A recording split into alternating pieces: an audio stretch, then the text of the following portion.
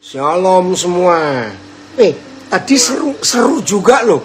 Ujian rame-rame tadi seru juga itu. Senang ikutinya. Walaupun nggak tahu tadi mana yang diikuti. Tapi usulnya bagus. Dari mana tadi, Martapura. Ini suara saya ada gangguan. Maaf ya. Tapi bisa dengar jelas nggak? Bisa, Pak. Baik, puji Tuhan. Terima kasih. Minum air hangat tuh, Pi. Sudah, kebanyakan air hangat. Iya, tinggal makan mie mentah di perut langsung matang. Baik, kita belajar ya. Recording in progress.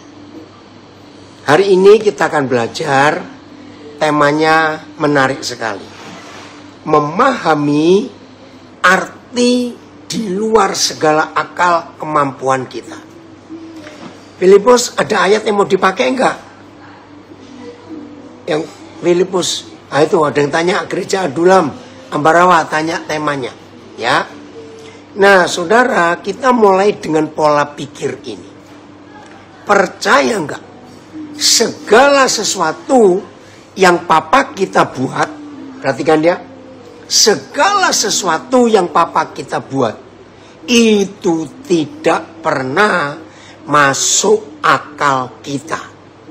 Saya ulangi, segala sesuatu yang dibuat oleh papa kita di surga tidak pernah masuk akal kita.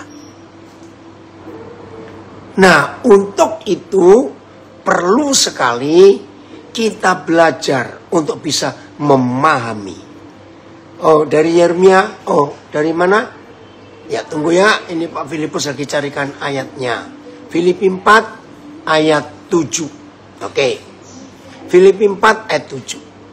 Damai sejahtera Tuhan yang melampaui segala akal akan memelihara hati dan pikiran kita dalam Kristus Yesus. AYT. Damai sejahtera Tuhan yang melampaui segala pengertian akan memelihara hati dan pikiran kita dalam Yesus Kristus. BIS. Maka sejahtera dari Tuhan yang tidak mungkin dapat dimengerti manusia. Saya ulangi.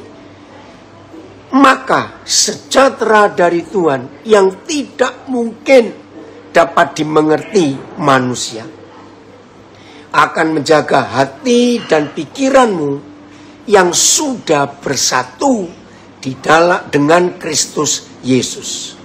TSI, dengan demikian ketenangan dalam perlindungan Tuhan yang kita terima karena kita bersatu dengan Kristus Yesus akan menjadi pengawal yang selalu menjaga hati dan pikiranmu. Ketenangan.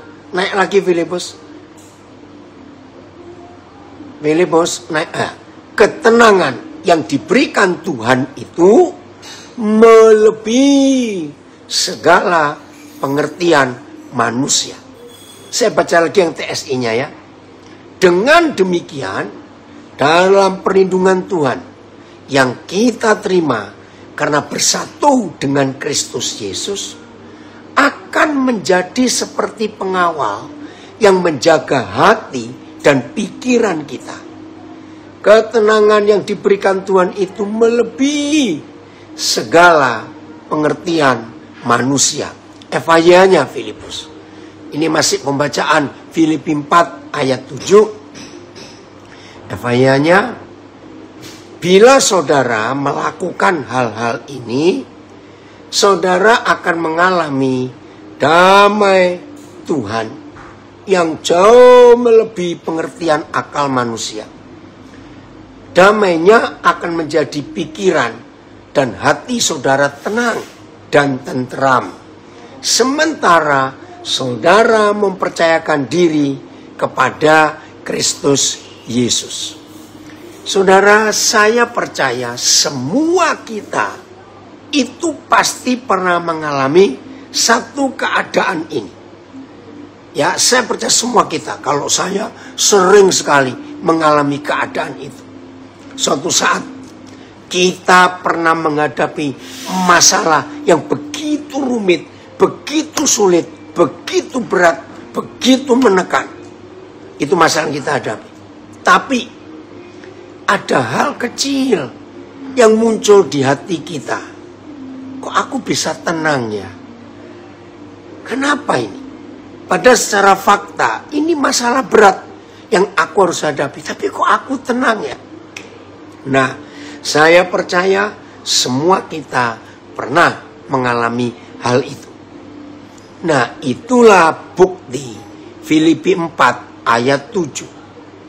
Bahwa kalau damai sejahtera dari Bapa di surga, kalau ketenangan yang dari Bapa kita, di mana kita sudah bersatu dengan Dia, di mana kita berani mempercayakan diri kita kepada Dia, maka di tengah yang sulit sekalipun, saudara, ada rasa tenang yang luar biasa muncul di hati kita. Nah, itu yang kita pelajari.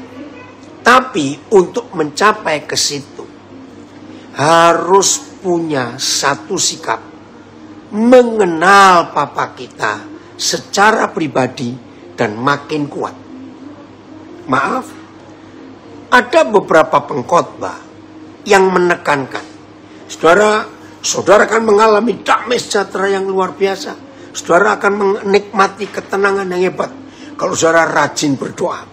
Bangun pagi jam 4, rajin baca Alkitab, aktif pelayanan. Maaf, ada tambahan lagi, dan rajin memberi persembahan. Maaf, semua cara-cara itu tidak mungkin membuat kita bisa mengerti yang Papa buat, yang mana selalu melampaui akal kita. Catat itu.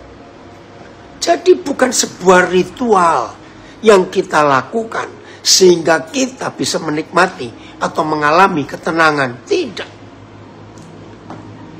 Tapi satu hal saja, yaitu saudara dan saya, kalau mengenal Papa sebagai pribadi yang sangat dekat dengan kita semua. Ayo, jadi bukan ritual, bukan aktivitas yang membuat kita menikmati hal-hal yang melampaui akal kita, tapi mengenal. Mari kita lihat anak-anak. Wah, luar biasa. Saudara, tidak semua kita pernah mengalami proses ini, tapi semua kita pasti tahu. Suatu hari tiba-tiba cuaca berubah. Bukan cuma gelap, tapi guntur, halilintar. Seru sekali. Angin kencang sekali.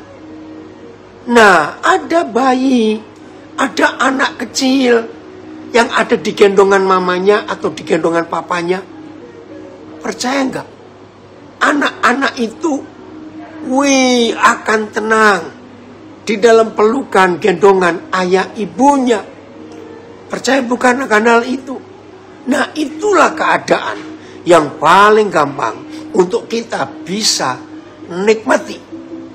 Jadi bayi-bayi itu, anak-anak kecil itu, mereka melihat fakta, mereka mendengar fakta bahwa ada guntur, ada angin, ada hal yang ngeri.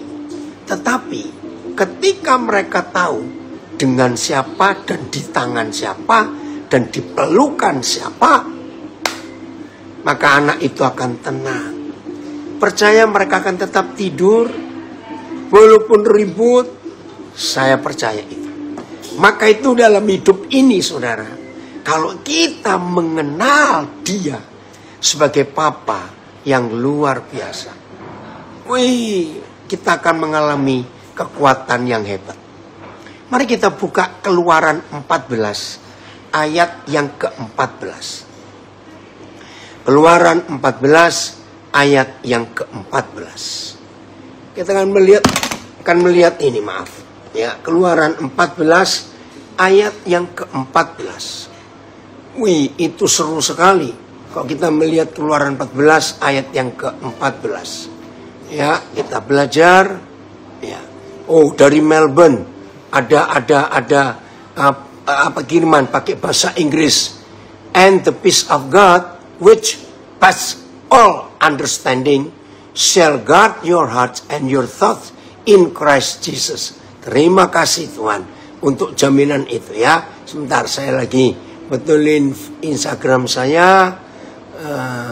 Bentar. Maaf. Tadi ketutup. Ya. Saya baca Keluaran 14 ayat yang ke-14. Begini. Yahweh akan berperang untuk kamu. Dan kamu akan diam saja. Nggak masuk akal. Dalam situasi menakutkan bisa tenang. Ya. AYT. Yahweh akan berperang bagimu. Dan kamu tinggal diam saja. PIS.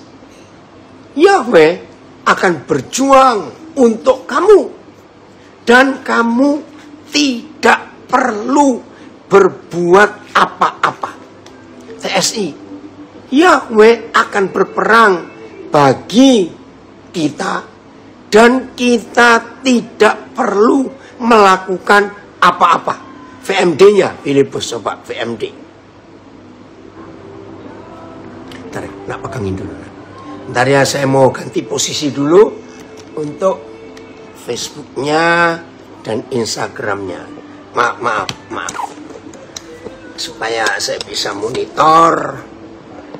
Ya, bentar habis ini FYH kita akan baca.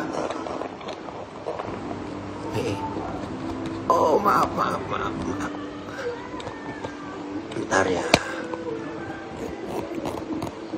Ya, oke.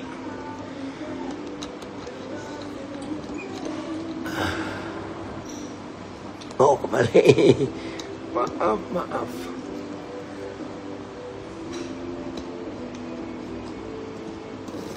Maaf, iya. Oke. Begini.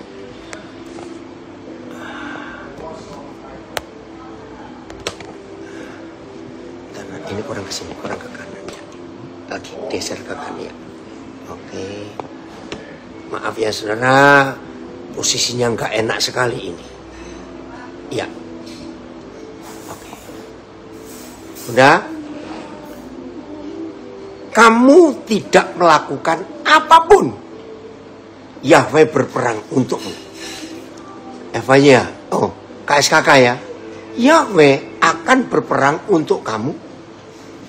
Dan yang perlu kamu lakukan hanyalah berdiam diri. Wih, luar biasa itu. Ya. Terus. Yahweh akan berperang untuk kamu. Dan kamu tidak perlu turun tangan sendiri. Nah, maaf ya. Jangan ada yang menafsirkan firman ini, lalu kita malas tidak melakukan apa-apa. Salah. Kita lihat situasinya. Saya ulangi, kita melihat situasinya. Ketika Yahweh Tuhan Bapa kita berfirman di Keluaran 14 ayat 14 itu, saudara lihat posisinya, waktu itu mereka sedang ada di pinggir Laut Merah. Masih ingat ya? Mereka baru keluar dari Mesir. Ya, belum lama. Nggak tahu baru berapa hari itu. Mereka jalan kaki. Kira-kira 4 juta orang. Kira-kira. Saudara bayangkan 4 juta orang kira-kira. Jalan kaki. Dorong kereta. Ngangkut tenda. Ngangkut alat-alat rumah tangga mereka. Ada yang gendong anak. Karena pasti ada bayi, ada anak kecil, ada orang tua yang perlu dipikul. Zaman dulu nggak ada kursi roda. Maaf ya. Kalau toh ada kursi roda, maaf ini ya, dengerin. Kalau ada kursi roda, mana bisa didorong di padang pasir seperti itu, banyak batu dan semuanya. Betul nggak saudara? Nah, jadi kalau ada kursi roda nggak mungkin. Nah, bayangkan dalam situasi seperti itu, ya mereka berjalan kaki. Lagi saya catat, mereka berjalan kaki. Tiba-tiba dari belakang mereka, pertama mereka melihat debu, naik. Mereka bingung, debu apa itu? Belum dengar suara. Lalu makin dekat, ternyata mereka syok. Firaun bersama tentaranya. Ingat loh, Israel jalan kaki. Firaun dengan tentaranya naik kuda dan kereta kuda. Walaupun belum mobil, cobalah kita mikir, bagaimana yang jalan kaki bisa lebih cepat larinya daripada yang naik kuda. Mikir sebentar. Laut bukan got, bukan selokan, bukan sungai. Laut. Catat itu.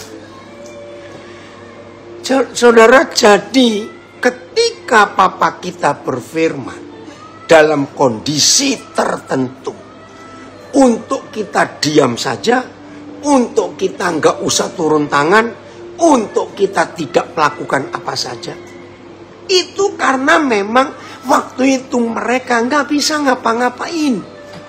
Tolong catat kondisi ini. Bayangkan saudara, mereka jalan kaki, depan laut, kiri kanan padang gurun. Kalau toh mereka bisa lari sekencang-kencangnya, mau lari kemana? Lari ke kanan, ke kiri, akan dikejar oleh tentara kuda yang dipimpin oleh Firaun. Kalau mereka nekat untuk terjun ke laut, berenang, sekuat apa? Nah, dalam kondisi tertentu, ketika saudara dan saya tidak bisa berbuat apa-apa, renungkan. Papa hadir. Aku berperang ganti kamu. Kamu diam saja.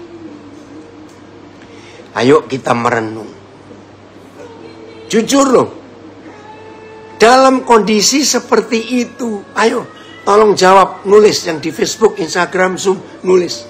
Dalam kondisi seperti itu, jujur, bisa tenang gak? Bisa diam gak? Halo? Ayo nulis. Dalam kondisi seperti itu, mana bisa diam saja? Jantungan, nah ini dari mana? Sumatera Utara, jantungan. Apalagi tidak akan bisa. Mungkin kalau ada yang betul-betul ketakutan bisa ngompol itu, kencing di celana itu, maaf. Iya toh, karena kondisi seperti itu. Takut, ya betul. Tidak tenang, ketakutan, pasti jantung mau lepas. Betul, ada komennya lucu-lucu. Gak bisa, pasti panik. Betul. Dari Nabire, keren. Jujur, tidak bisa tenang, stres. Guru hebat. Dari Nabire, komen. Gak bisa. Saudara, aliran darah langsung berhenti. Apalagi itu. Oke. Tidak bisa tidur. Jangan lagi mikir tidur. Bagaimana mau mikir tidur? Di pinggir laut, dikejar tentara berkuda. Ayo saudara. Nah, dalam kondisi seperti itu, Papa melakukan sesuatu yang di luar kemampuan akal kita. Misalnya ada pesawat zaman itu, ya, misalnya helikopter, misalnya kapal laut, misalnya. Saudara bisa perhatikan, perlu berapa jam untuk ngangkut kurang lebih 4 juta orang dengan helikopter, dengan pesawat, dengan kapal laut, perlu berapa jam? 4 juta orang loh kurang lebih. Mungkin ada yang tanya, loh kok bisa? Ya karena saya berpegangan pada bilangan pasal 1. Ditulis yang dibawa keluar oleh Musa. Dihitung anak laki-laki yang umur 20 tahun ke atas. Itu ada 600 sekian puluh ribu. Itu laki-laki yang 20 tahun ke atas. Berarti yang perempuan. Yang di bawah umur 20. Orang tua mereka, om tante mereka, kakek nenek mereka. Wow. Saudara bayangkan. Maka itu mau tenang bagaimana, suruh diam bagaimana. Saya kembali. Mereka pun mau berusaha pakai apa? Aduh. Betul, ini ada yang sharing ini dari Serpong. Amin. Jadi kondisi kita sekarang belum apa-apa. Iya. Jadi kesulitan, tantangan yang kita hadapi sekarang ini belum apa-apa dibandingkan saudara kita Israel zaman itu. Saya percaya sebagai manusia normal, Musa pun panik. Mau bagaimana? Apalagi Israel yang tegar tengkuk keras kepala itu nyumpai Musa. Kamu kira di Mesir kurang kuburan ya? Sehingga engkau bawa kami ke sini untuk mati di padang gurun atau mati di tenggelam, dikubur dalam laut. Saudara, Musa tetap tenang. Maka itu ketika Papa hadir dalam keadaan seperti itu, terima kasih Papa. Wih, hebat sekali Papa kita ya. Terima kasih Papa. Sudah, aku yang berperang ganti kamu diam saja. Coba baca lagi TSI-nya, Filipus yang Keluaran 14 ayat 14. Ya, makasih nak dari Tulungagung. Ya, TSI-nya lihat. Yahweh akan berperang bagi kita. Dan kita tidak perlu melakukan apa-apa. Bukan malas. Bukan, ya tapi memang gak tahu mau buat apa. Papa yang berperang. Shalom, Faith, luar biasa. Kok kita mau belajar dalam kebenaran ini. Nah inilah hal yang melampaui segala akal kita. Luar biasa Papa kita di surga untuk ini. Oke. 1 Samuel pasal 17. Coba Filipus cari ketika Daud menghadapi Goliat. Itu 16 atau 17 ya, maaf. 1 Samuel. Coba lihat 16-nya dulu. Ada enggak? Amin, Ririn. Kurang enaknya apa? Kita punya Papa yang dahsyat. Tapi kita selalu pakai logika. Sampai kita tidak bisa melihat kehebatan Papa. Betul. Oh, 1 Samuel 17 ya. Terus mulai ayat yang ke naik lagi. Ya, mulai ayat yang ke 4 ya. Lalu tampillah keluar seorang pendekar dari tentara orang Filistin, namanya Goliat dari Gat. Tingginya 6 hasta sejengkal. Tolong yang bisa menghitung, kalau dihitung pakai meter, ini berapa meter ya? 6 hasta sejengkal. Tolong ya. Oke. Ayat 5. Ketopong tembaga ada di kepalanya. Helmnya itu dari tembaga. Dan ia memakai baju sirah yang bersisik. Berat baju sirah ini 5.000 sikal tembaga. Ayo tolong yang bisa membantu saya menghitung. 5.000 sikal tembaga itu berapa kilo? Ayo, 6 hasta itu 3,2 meter. Hah? Wih, saudara bayangkan Goliat tingginya 3,2 meter. Wih, ini raksasa. Ya, apa itu 17? Yang dari Probolinggo? Ya, oke ya, lihat lagi nanti.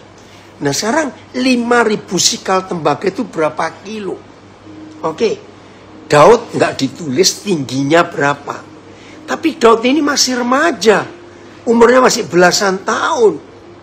Normal saja.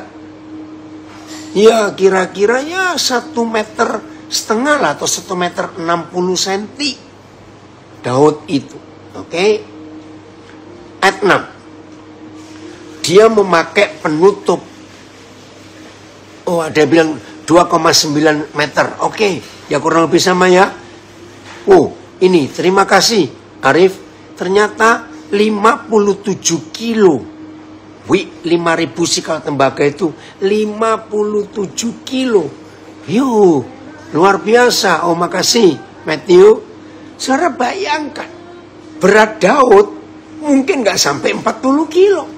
Nah, kalau orang yang mau dilawan Daud itu beratnya baju sirahnya itu 57 kilo, orangnya 3 meter kira-kira.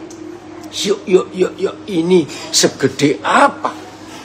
Terus dia memakai penutup kaki dari tembaga, sepatunya dari tembaga. Waduh, luar biasa. Dan di bahunya ia memanggul lembing tembaga. Gagang tombaknya seperti pesa tukang tenun. Waduh, saudara. Dan mata tombaknya, nah tolong dihitung lagi. Mata tombaknya saja mana? 600 sikal besi beratnya. Ayo tolong Matthew, Arif hitung. 600 sikal besi itu berapa kilo ya? Dan seorang pembawa perisai berjalan di depannya. Ada perisai lagi harus dibawa orang. Itu nggak ngerti lah. Oke. 6,48 kilogram. Mata tombaknya saja 6,5 kilo, saudara. Mata tombaknya. Oke. Ia berdiri dan berseru kepada barisan Israel. Katanya kepada mereka, mengapa? Oh iya itu. Makasih Matthew. Ya, 6,48 kilo. Terima kasih. Itu baru mata tombaknya, saudara. Terus ayat 8. Goliat berdiri dan berseru kepada barisan Israel. Katanya kepada mereka, mengapa kamu keluar untuk mengatur barisan perangmu? Bukankah aku seorang Filistin dan kamu adalah hamba Saul? Pilihlah bagimu seorang dan biarlah ia turun melawan aku. Saya ganti ya. Jika ia dapat berperang melawan aku dan mengalahkan aku, maka kami akan menjadi hambamu. Tetapi jika aku dapat mengungguli dia dan mengalahkannya, maka kamu akan menjadi hamba kami dan takluk kepada kami. Pula kata orang Filistin itu, aku menantang hari ini barisan Israel, berikanlah kepadaku seorang supaya kami berperang seorang lawan seorang. Jantan ini ya. Oke. Daud adalah Daud adalah anak seorang dari Efrata dari Bethlehem Yehuda yang bernama Isai. Ia mempunyai 8 anak. Isai mempunyai 8 anak laki-laki. Pada zaman Saul, orang itu telah tua dan lanjut usianya. Lanjut terus, langsung aja Filipus. Terus, ya lanjut lagi. Sebentar.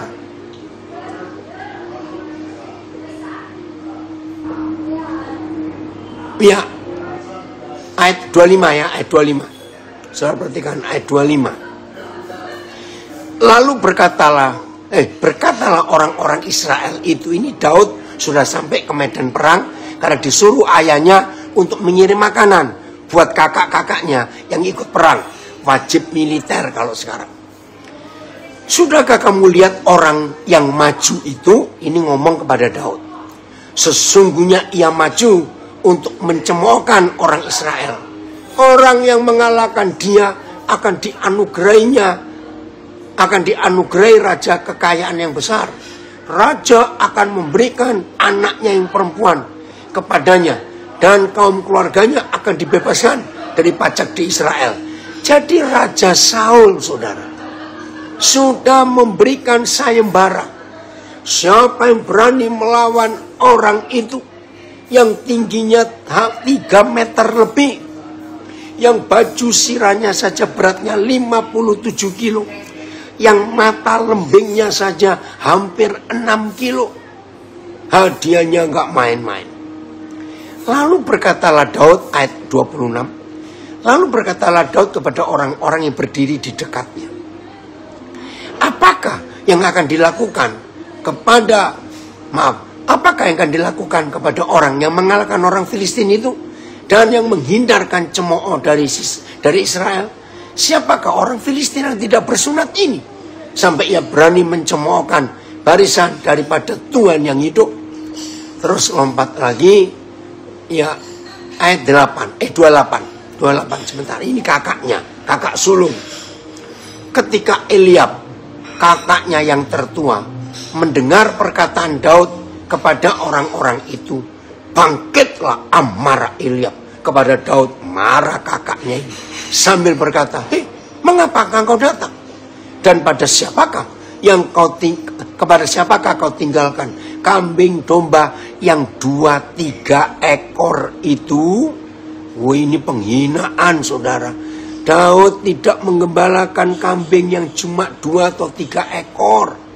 Walaupun Alkitab tidak menulis berapa jumlahnya, tapi ini puluhan. Tapi diejek, direndahkan. Ya, aku kenal sifat pemberanimu dan kejahatan hatimu. Sadis.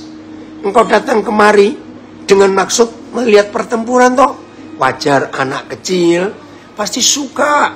Ya, kalau ada orang perang, namanya anak kok. Ya, saya percaya semua kita waktu masih anak-anak pun suka melihat perang. Ya, nah ini diejek.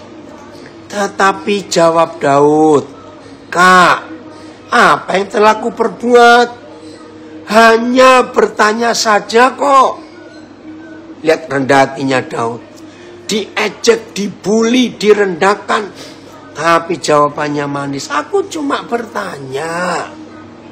Lalu berpalinglah Daud daripadanya, ya, dari Eliab kepada orang lain dan menanyakan yang sama. Dan rakyat memberi jawab kepadanya seperti tadi. Jadi semua rakyat yang ditanya oleh Daud, jawabannya sama. Ayat 31. Terdengarlah, ini penting. Terdengarlah kepada orang perkataan yang diucapkan oleh Daud, lalu diberitahukanlah kepada Saul, dan Saul menyuruh memanggil dia. Nah, Raja Saul waktu itu, saudara, sudah panik. Karena kalau saudara baca nanti di ayat berapa ya? 40 hari. Sebulan lebih, saudara. Dari pagi sampai sore. 40 hari. Raksasa ini berteriak-teriak. Mana yang bisa melawan aku? Mana orang itu? 40 hari. Dari pagi sampai sore. Sebulan lebih.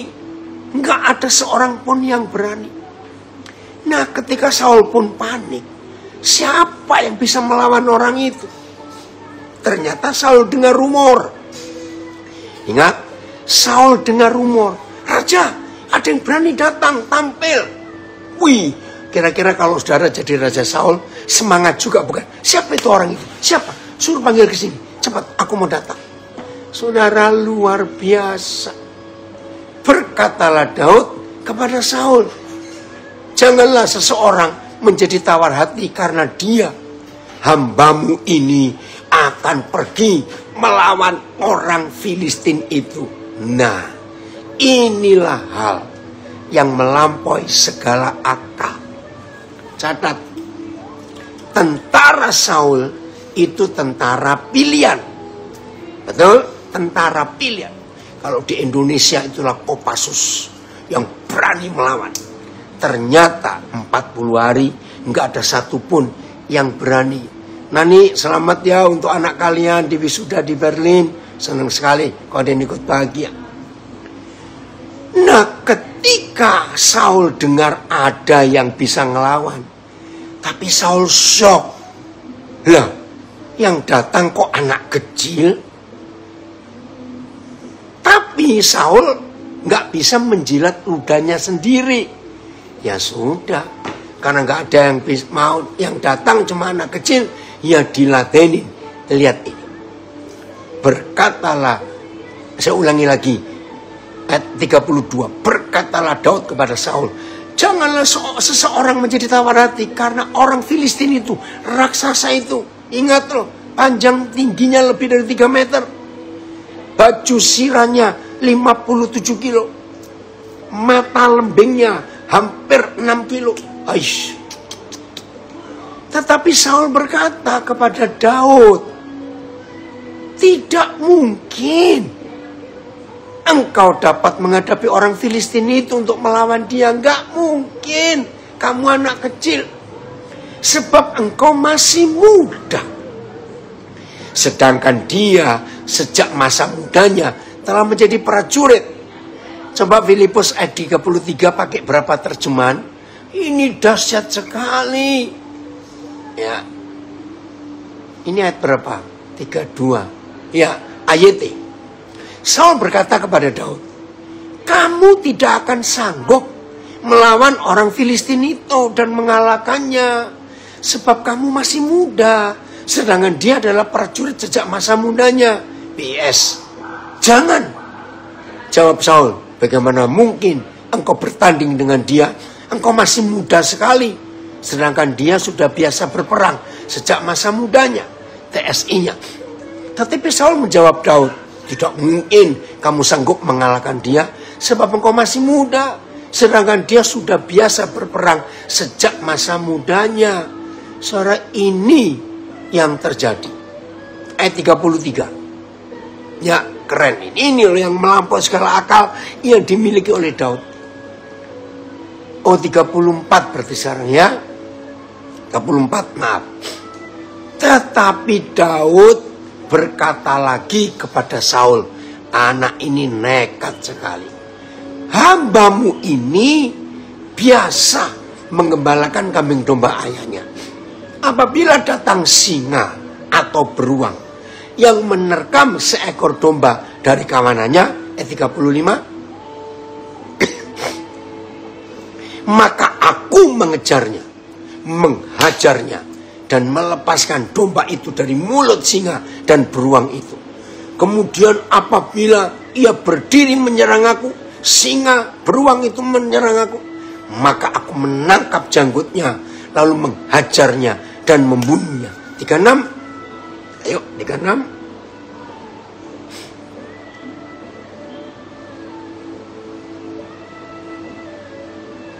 Baik singa maupun beruang telah diajar oleh hambamu ini. Dan orang Filistin yang tidak bersunat itu, ia akan sama seperti salah satu daripada binatang itu.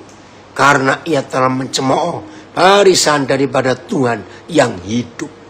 Pula kata Daud, Yahweh yang telah melepaskan aku dari sakar singa dan dari cakar beruang, dia juga akan melepaskan aku dari tangan orang Filistin itu.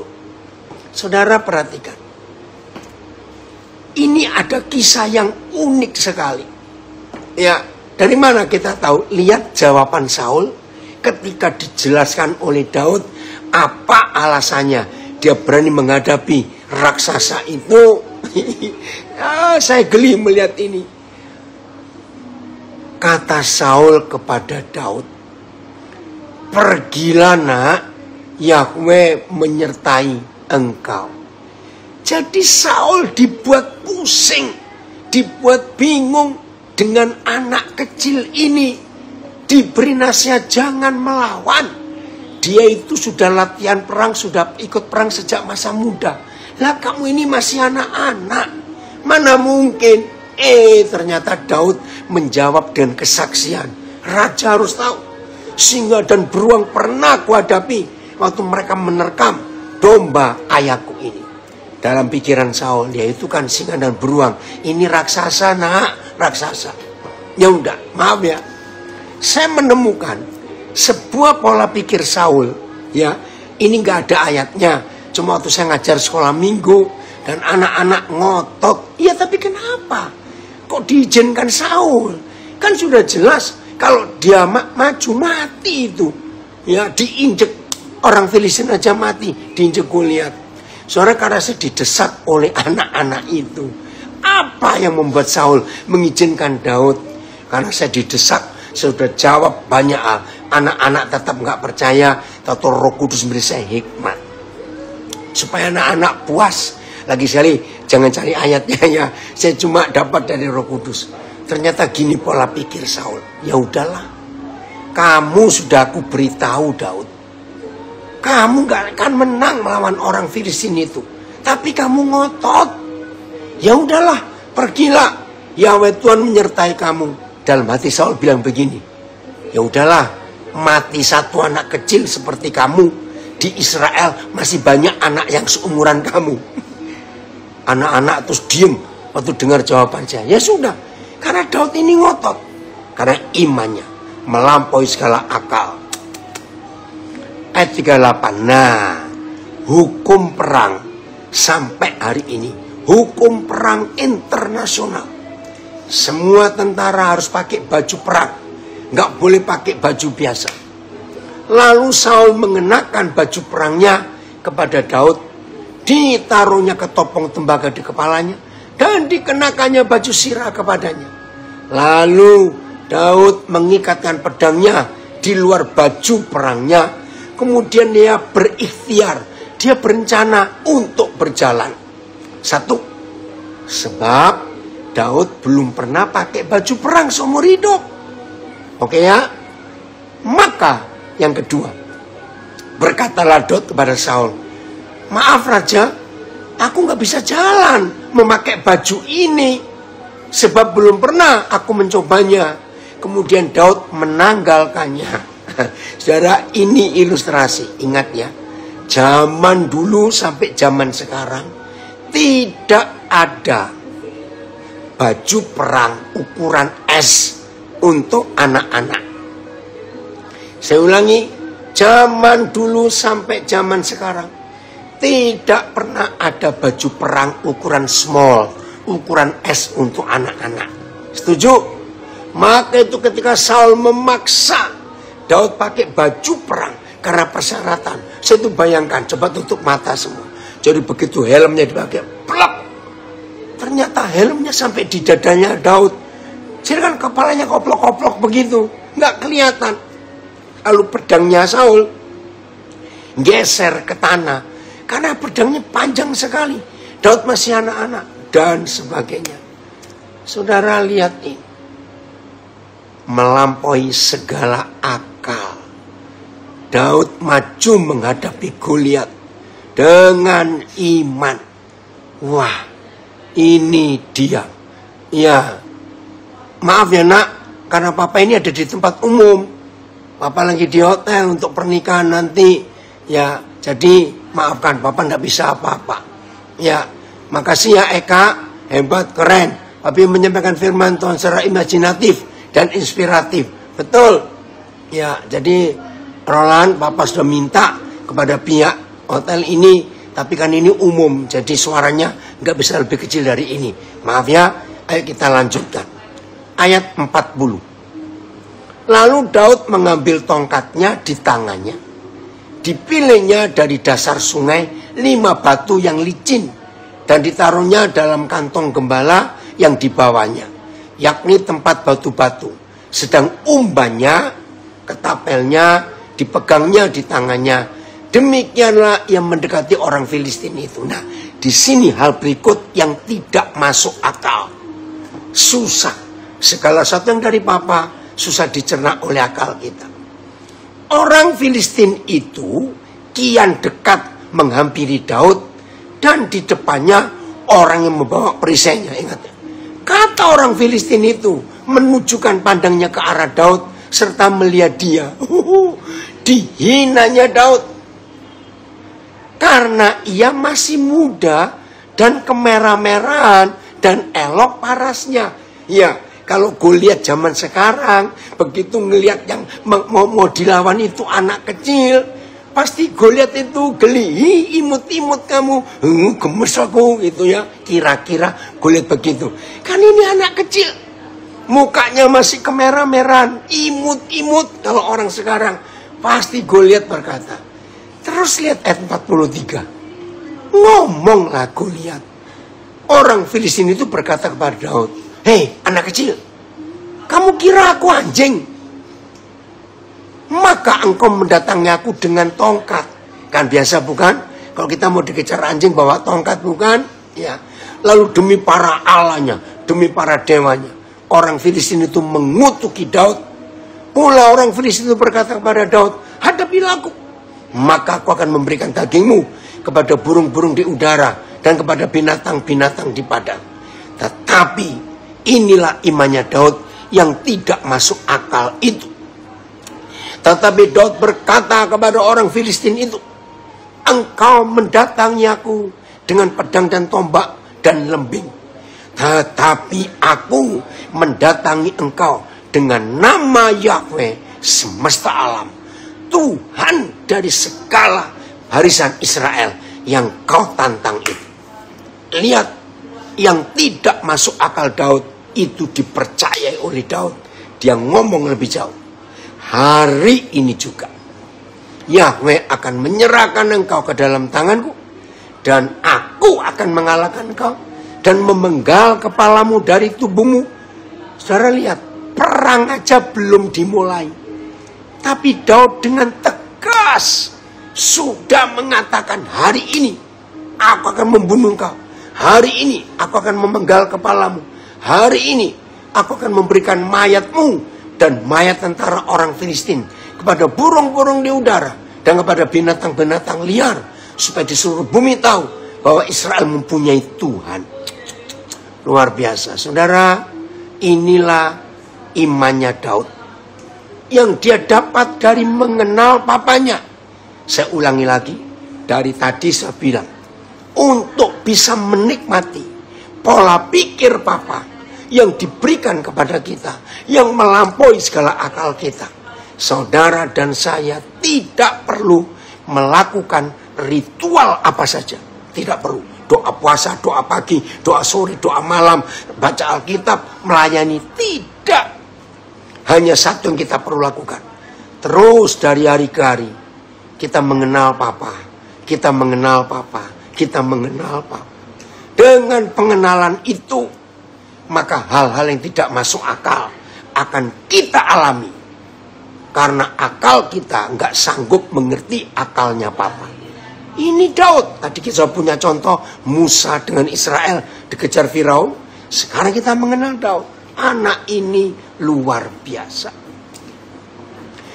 Siapa di antara kita, anak-anak saya warga binaan yang berbahagia dan yang diberkati Tuhan dimanapun kalian berada anak-anak. Kalau hari-hari ini kalian menghadapi hal yang sulit, kalau ada di antara kita hari-hari ini mengalami jalan buntu, kiri, kanan, muka, belakang, semuanya pintu tertutup, lihat ke atas. Ada papa yang baik, yang bisa membawa kita untuk mengerjakan hal-hal yang melampaui akal kita. Ikuti dia, percaya kepada dia. Haleluya. Saudara, akhirnya Daud menang. Betul-betul hari itu gempar orang Filistin. 40 hari mereka berteriak-teriak, nggak ada seorang pun yang maju. Ternyata yang maju anak kecil, catat. Tapi kenal papanya. Maka Daud bisa berkata pada hari ini, wih, luar biasa. Tuhan yang kau hina, yang kau tantang, akan buat sesuatu yang luar biasa. Jadi hari ini, ayo kita menjadi anak-anak papa yang benar, yang berkenan kepadanya. Jadi banyak hal yang papa buat yang melampaui segala akal kita. Tapi Tuhan akan berbuat sesuatu yang luar biasa. Pertolongan Tuhan gak pernah terlambat. Saya ulangi, pertolongan Tuhan gak pernah terlambat. Maka itu waktunya akan tiba. Hal-hal yang gak masuk akal, papa akan berikan kepada kita. Inilah kebaikan Tuhan. Inilah anugerah Tuhan.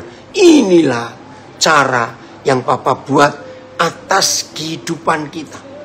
Terima kasih Bapak. Kami siap engkau ajar, kami siap engkau bawa untuk hidup menggenapi hal-hal yang luar biasa, yang melampaui akal kami.